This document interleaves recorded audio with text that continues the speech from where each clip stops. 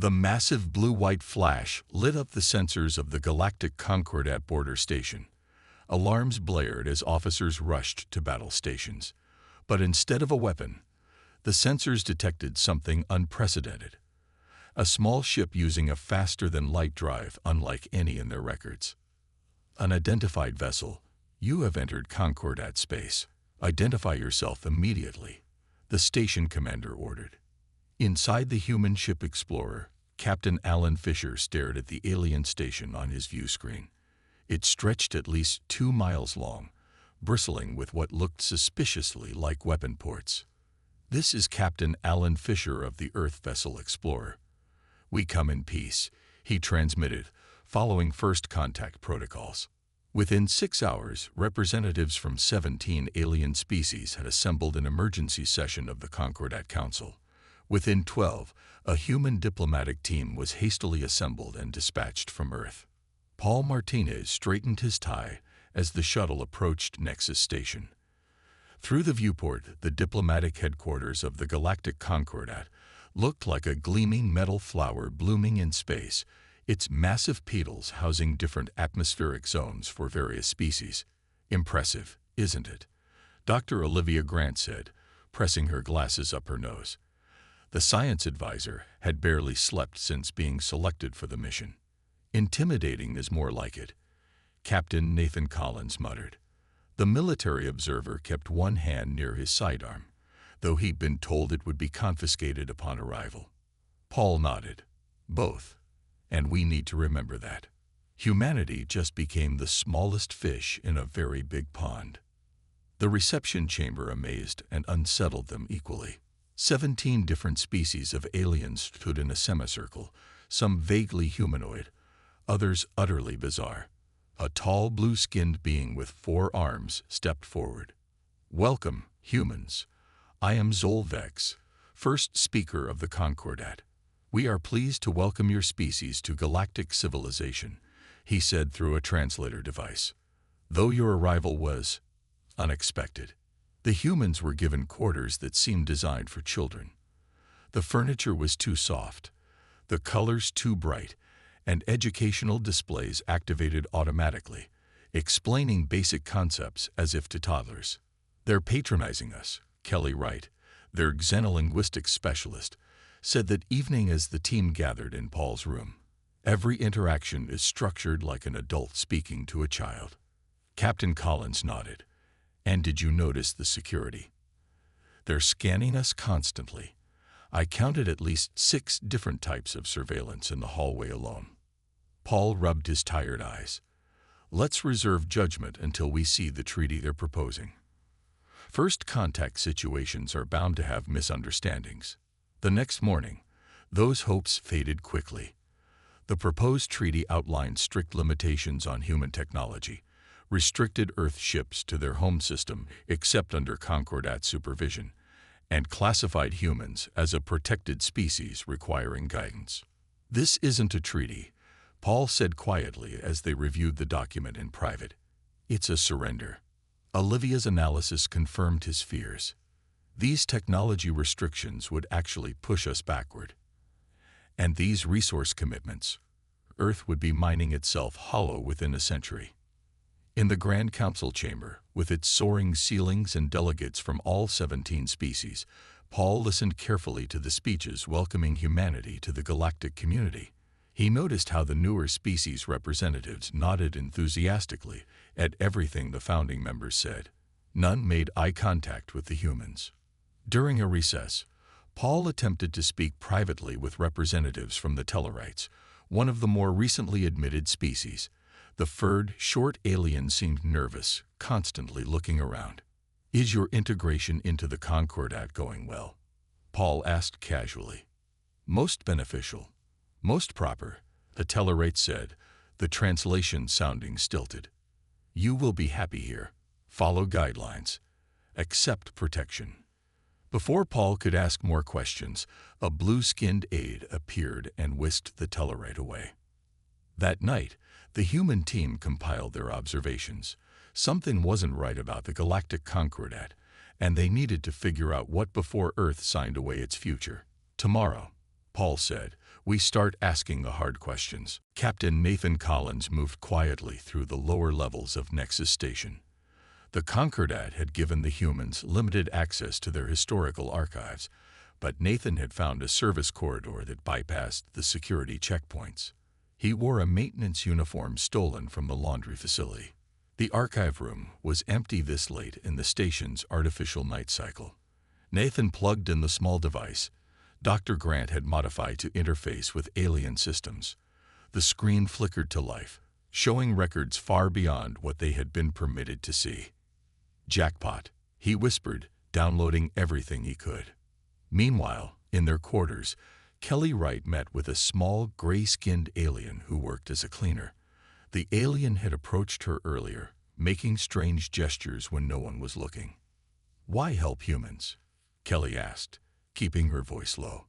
The alien's translator glitched with static. "Volteri promised my people technology. Medicine.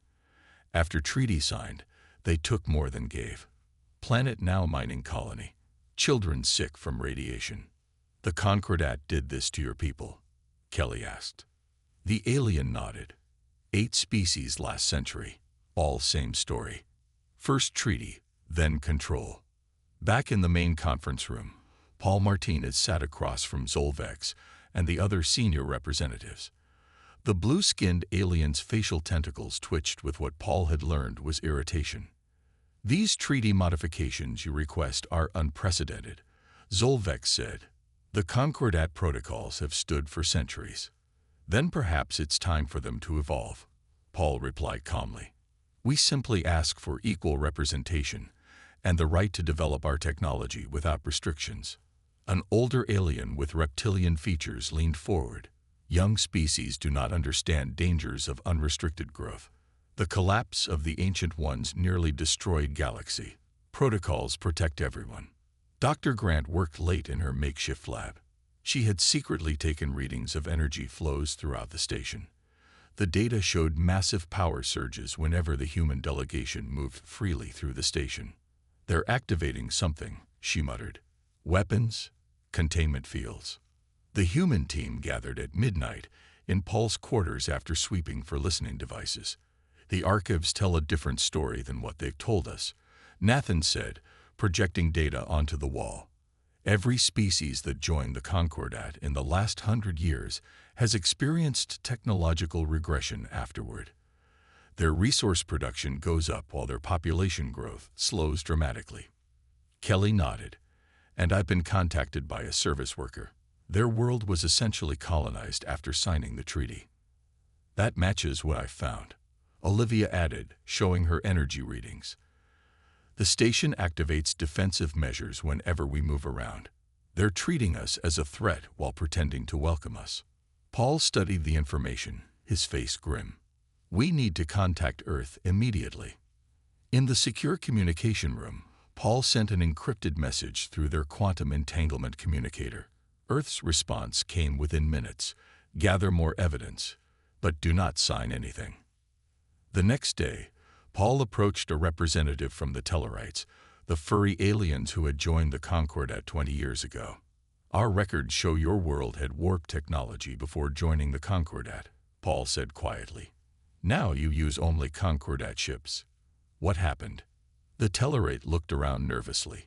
"Technology sharing program. Very beneficial." "But you lost your own technology," Paul pressed. "Not lost. Traded for protection," the Tellarite whispered. "Danger waits for those who refuse Concordat. Terrible danger." Later that day, Zolvex presented an updated treaty. "We have made small concessions to address your concerns." Paul reviewed the document. The language was different, but the substance remained the same. Earth would effectively become a client world, losing independence while being drained of resources. That night, Dr. Grant made another discovery. "I've detected signals going beyond the Concordat chamber. Someone else is giving them orders." "Who?" Nathan asked. "I don't know," she replied. "But whoever they are, they're hidden somewhere on this station, and they're the ones really in charge." Paul looked at his team. "Tomorrow, we present our ultimatum." The council chamber fell silent as Paul Martinez stood, Representatives from all 17 species watched him closely. The grand hall, with its high ceiling and ornate decorations, suddenly felt small and tense. After careful consideration, Paul began. Earth has prepared a response to the proposed treaty. Paul placed a data tablet on the center table. The screen displayed a completely rewritten agreement. The alien representatives leaned forward, their expressions changing as they read. "This is unacceptable," said Zolvex, his blue skin darkening with emotion. "You propose full voting rights immediately, unrestricted technology development, access to all Concordat historical records." "Yes," Paul said simply. "Equal partnership or no partnership." An older alien with scale-like skin rose from his seat. "I am High Commander Exceltherian of the Arcanites. For 3 centuries, we have maintained peace through careful protocols. Your demands threaten this stability." Paul nodded respectfully. "Peace built on inequality isn't true peace, Commander. We've seen what happened to the last 8 species who joined your Concordat." Whispers spread around the chamber.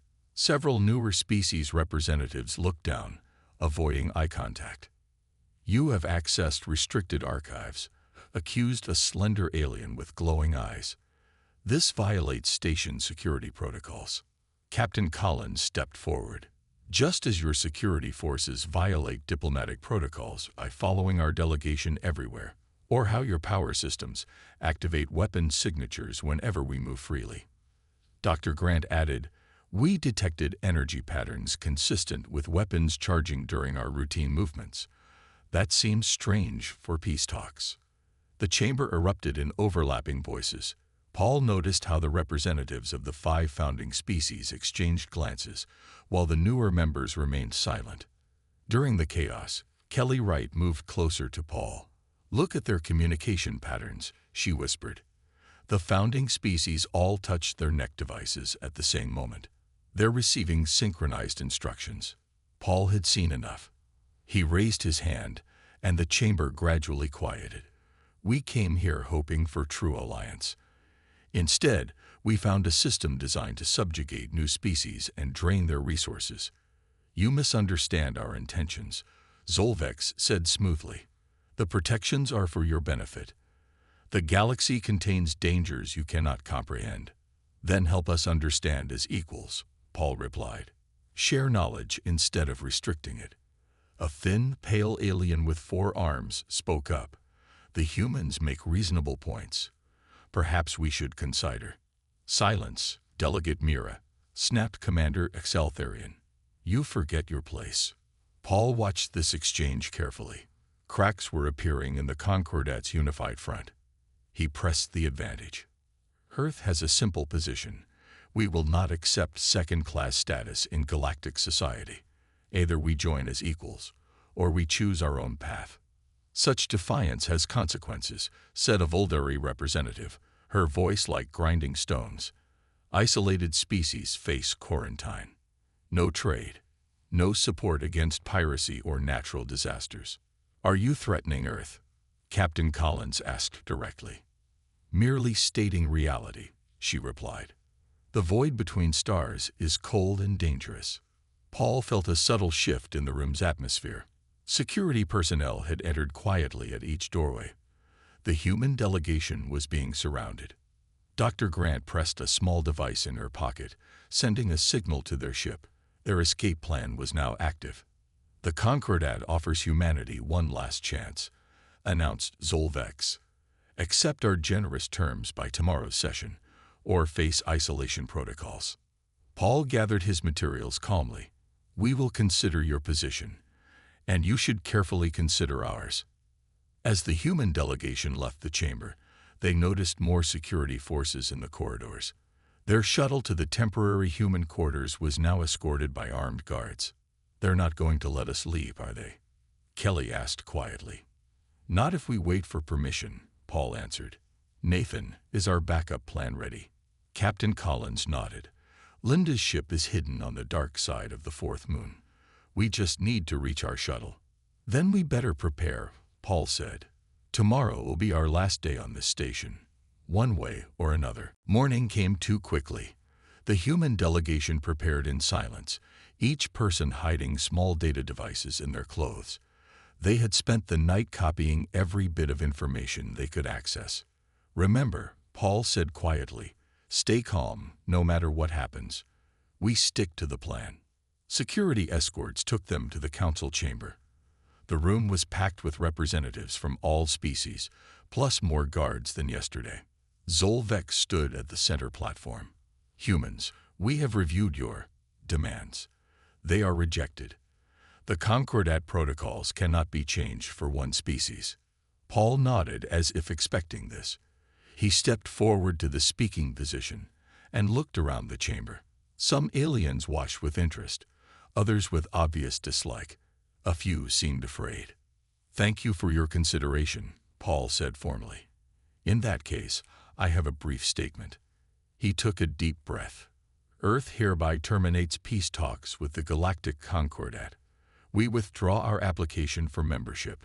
Humanity will pursue its own path among the stars."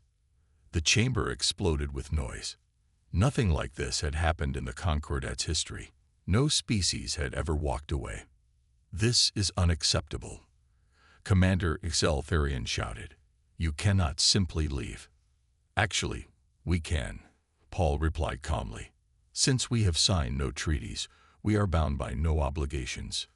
Dr. Grant watched the energy readings on her hidden scanner. Power was surging throughout the station. Weapons systems were activating. "We thank you for your hospitality," Paul continued, "but our delegation will now return to Earth." The human team turned to leave. Security forces moved to block the exits. "The Concordat cannot allow potentially dangerous technology to spread unchecked," Zolvex announced.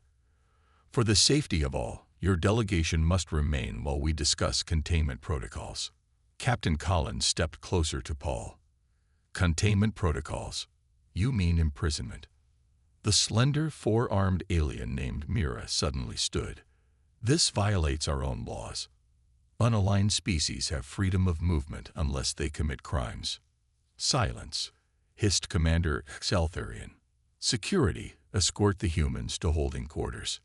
Paul looked at his team and nodded slightly. Kelly pressed a button on her wrist device. Throughout the station, lights flickered as the small disruptors they had planted overnight activated, causing temporary system failures. "Now," Paul shouted. The human delegation ran for the exit. Guards tried to block them, but Dr. Grant threw small devices that released a harmless but disorienting smoke. They pushed through the confusion and raced down the corridor. "This way," Nathan called, leading them down a service passage. Alarms blared throughout the station. Behind them, they could hear Zolvex shouting, "Lock down all docking bays. Disable their shuttle." The humans ran faster, taking turns Kelly had memorized from stolen station maps. They passed confused station workers and dodged security teams. "We need to split up," Paul said as they reached a junction. "Kelly and I will get to the data center. The rest of you head for the shuttle." Nathan nodded. "Meet you there in 10 minutes. After that, we leave, with or without you." Paul and Kelly raced through narrow maintenance tunnels. The data center was lightly guarded during the emergency, with most security forces searching for the humans. "Cover me," Kelly whispered. She connected her device to the main terminal while Paul watched the door. "Downloading star charts, fleet positions, and communication codes," she said.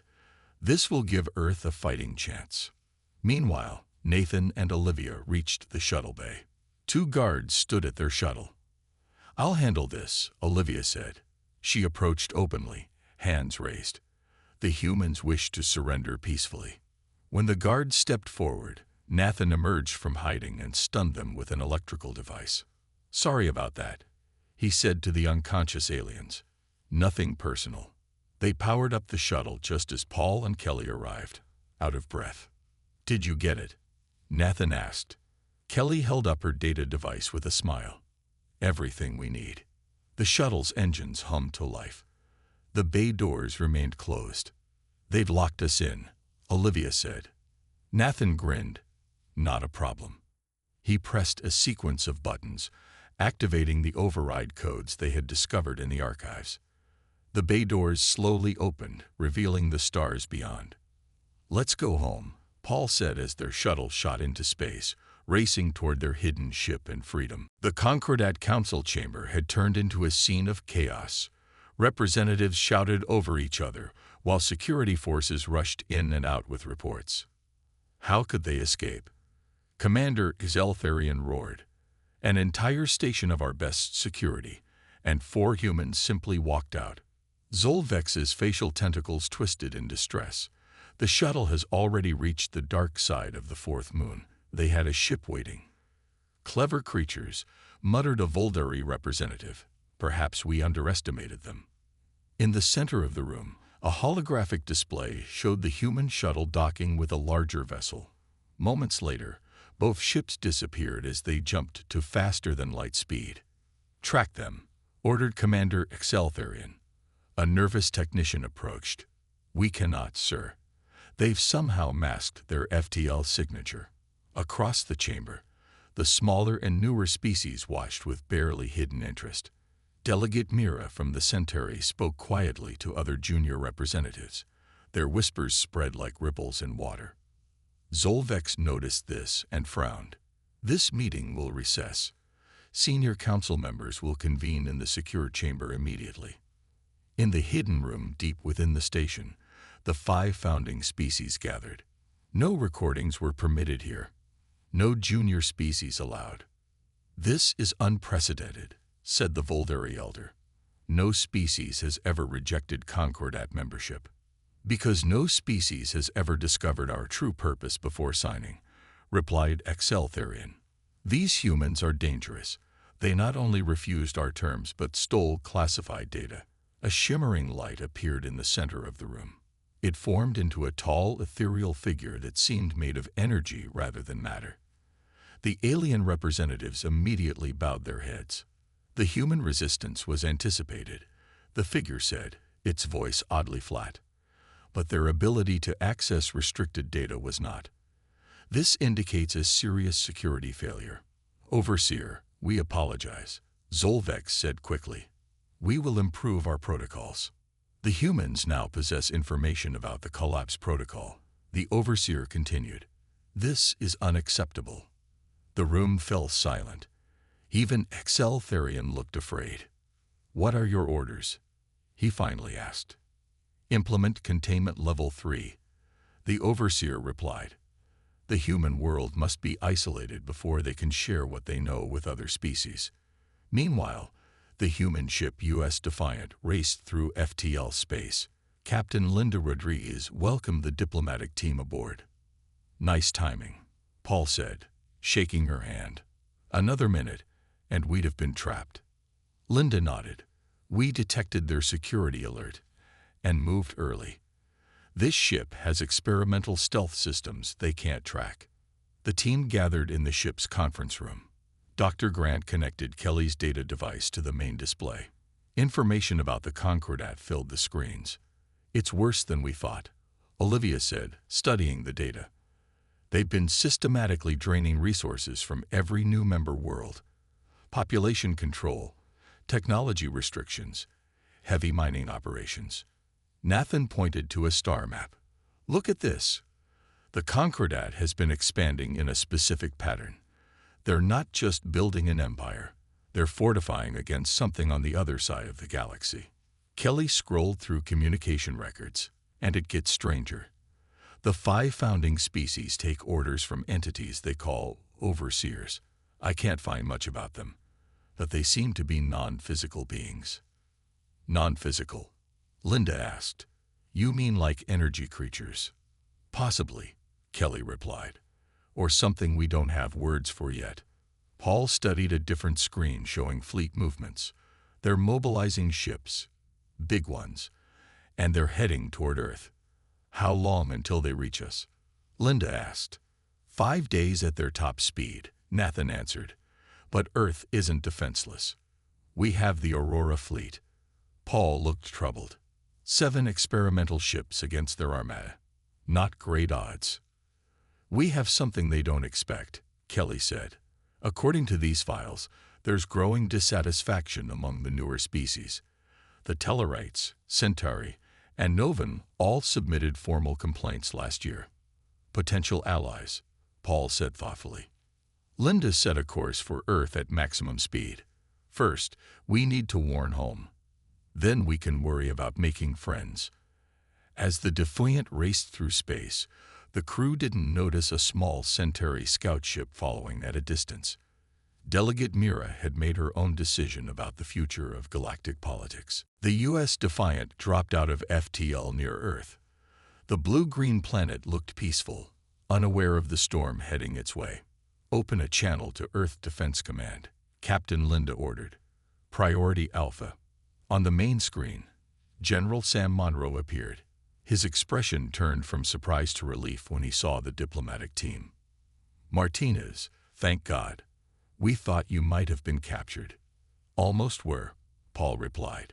General, we need to speak with the United Earth Council immediately. The situation is worse than we imagined.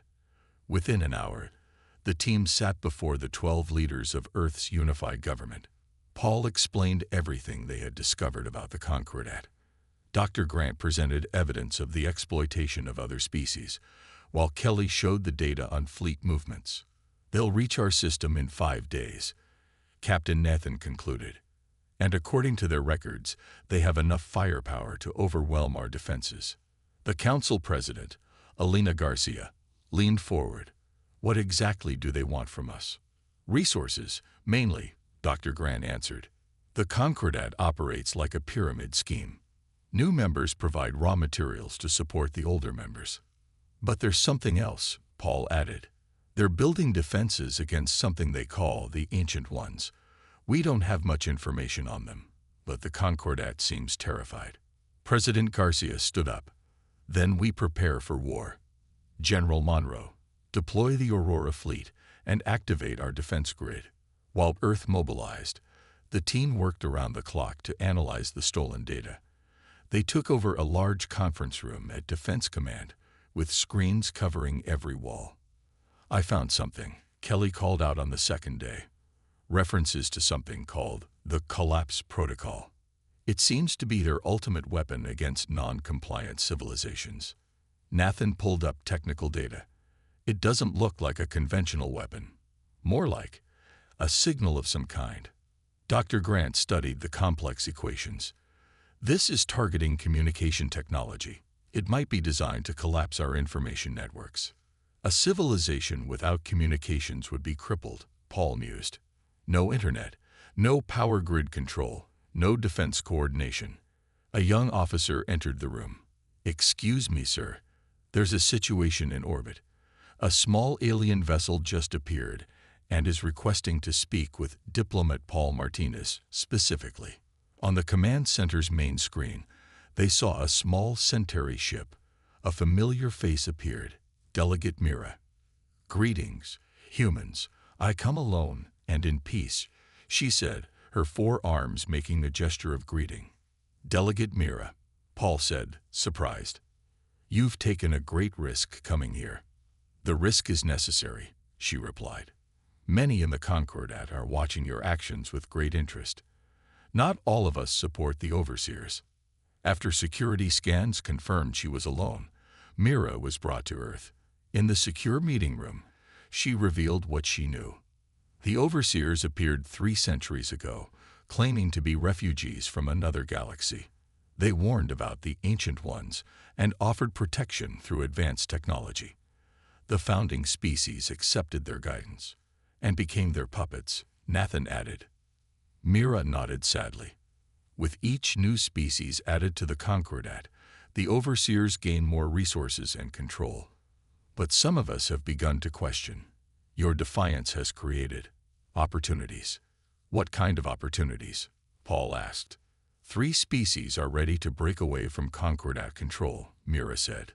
The Tellarites, Centauri, and Novans. If humanity can survive the coming attack, we would seek alliance. That's assuming we can survive, Dr. Grant said. You have advantages the overseers don't expect, Mira replied. They believe humans are primitive and fearful. They do not understand your adaptability. Captain Linda studied the data on Concordat ships. Even with potential allies, we're still outgunned. We need something more.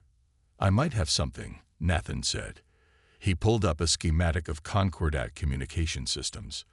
Their fleet operates on a centralized command structure. If we could disrupt it, we turn their own collapse protocol against them, Paul finished. For the first time since leaving Nexus Station, hope flickered in their eyes. Earth would not fall without a fight. The next 3 days passed in a blur of activity. Earth's 7 Aurora-class ships moved into defensive positions. Each city activated protective shields based on technology reverse-engineered from older alien wrecks found decades ago. But the real work happened in laboratories around the world. Dr. Grant led a team of scientists working to modify the collapse protocol. The challenge is targeting their systems without affecting ours, she explained to Paul during a rare break. Dark circles had formed under her eyes from lack of sleep. Their communication technology works on similar principles to ours. How close are you? Paul asked. We think we've isolated the frequency range they use, Olivia replied. But we need to test it. Captain Linda entered the lab with news. We've detected Concordat scout ships at the edge of our system. The main fleet is 1 day behind them. Paul nodded grimly. Then we're out of time for testing. We'll have to use what we have. In the command center, General Monroe gathered Earth's military leaders. Large screens showed the approaching Concordat fleet, over 30 large warships and dozens of smaller vessels. We are outnumbered, the general said honestly. But we have advantages. 1, they don't expect us to have advanced shield technology. 2, they don't know we understand their communication systems. And 3, they greatly underestimate human determination. Nathan added, according to Delegate Mira, there's also growing dissent in their ranks. The newer species don't fully support this attack. Speaking of our alien friend, Paul said, where is she? Gone, Kelly answered. She left an hour ago in her ship, said she needed to contact her allies.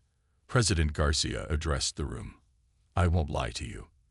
The coming battle will determine the future of our species. But humanity has faced existential threats before. We survived ice ages, plagues, world wars, and our own environmental mistakes. We will survive this too. As the day progressed, tension grew. Civilian populations were moved to underground shelters. The 7 Aurora ships, Earth's most advanced vessels, took up positions to protect key orbital facilities. Captain Linda was given command of the Aurora fleet. From her flagship, the U.S. Defender, she coordinated with the 6 other captains. Remember, she told them, our goal isn't to defeat their entire fleet. We just need to hold them off long enough for Dr. Grant's team to deploy the modified collapse protocol. The wait ended at dawn. The Concordat fleet appeared at the edge of the solar system, massive ships sliding out of FTL in perfect formation. They're hailing us, the communications officer announced. On the main screen, Commander Excel Therian appeared. Humans of Earth, your renegade diplomats have violated Concordat security and stolen classified information. Surrender them and accept our original treaty terms, or face the consequences. President Garcia stepped forward. We reject your terms. Earth is a sovereign world, not a resource to be exploited. Then you leave us no choice, Therian replied. The collapse protocol will be initiated within 1 hour. After your technology fails, we will take what we need. The communication ended. In the command center, Paul turned to Dr. Grant. Is our countermeasure ready? Olivia nodded, though she looked uncertain. Theoretically, we've never tested it at this scale. No time like the present, Nathan said with grim humor. As the Concordat fleet advanced, smaller Earth vessels appeared to retreat. The aliens followed, just as planned. They're taking the bait, Linda reported from the Defender, moving into position now. The Aurora ships formed a ring formation. Strange devices extended from each vessel, creating an energy web between them. In the Concordat command ship, Therian watched with confusion. What are they doing? This is not a recognized defense formation. His tactical officer looked concerned. Sir, we're detecting unusual energy readings. They seem to be generating a field similar to our own collapse protocol technology. Impossible, Seltharian hissed. They couldn't have deciphered that technology so quickly. But on Earth, Dr. Grant activated the system. Transmitting now, she said. Energy pulsed from the Aurora ships. For a moment, nothing seemed to happen. Then, one by one, the lights on the Concordat vessels began to flicker and die. Chaos spread through the Concordat fleet. Ship after ship lost power as their communication systems failed. The massive vessels drifted, unable to coordinate or attack. On the command ship, Commander Seltharian roared in anger. How is this possible? They've turned our own technology against us. Sir, we've lost contact with 80% of the fleet, a junior officer reported. Emergency systems are failing. The overseers will not accept failure, Seltharian hissed. Prepare the destroyer beam. We'll eliminate their planet even if it costs us everything. On Earth, cheers erupted in the command center as they watched the Concordat fleet falter. But the celebration ended quickly when their sensors detected a massive energy buildup in the alien command ship. They're charging some kind of superweapon, Nathan warned. Our modified collapse protocol didn't affect their main weapon system. Dr. Grant analyzed the readings. It's drawing power directly from their engine core. We can't stop it remotely. All Aurora ships, focus fire on the command vessel, Captain Linda ordered from the Defender. The 7 human ships moved into attack formation, their weapons blazing against the much larger alien ship. It's not enough, Paul said quietly. Their shields are too strong. Just as hope began to fade, new signals appeared on their scanners.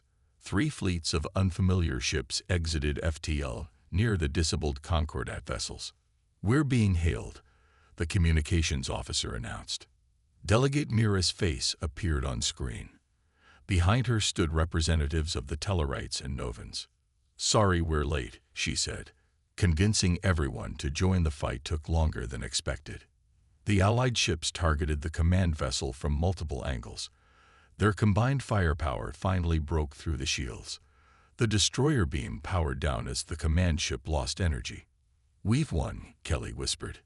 Not yet, Paul replied. Not until we deal with the overseers. 2 days later, representatives from Earth, the Centauri, Tellarites, and Novans met on the Defender. They gathered around a holographic display showing the captured Concordat ships. The founding species are in disarray without the overseers directing them, Mira explained. For the first time in centuries, they must think for themselves. And the overseers? Nathan asked. Gone, Mira replied. When their plan failed, they simply vanished, but they may return. Hall studied the star charts. Then we need to be ready. Not just Earth, but all our worlds. President Garcia stepped forward. We propose a new alliance. Not a concordat, but a federation of equals. Each world maintains its independence while contributing to mutual defense and progress. The alien representatives exchanged glances. The Tellarate leader spoke first. My people would welcome such an alliance. We have lived too long under Concordat control. The Novans agree. Their ambassador added, Together we stand a better chance against both the overseers and whatever ancient ones they feared. And the remaining Concordat species? Kelly asked. Many ships have already contacted us, Mira said. They wish to join our cause.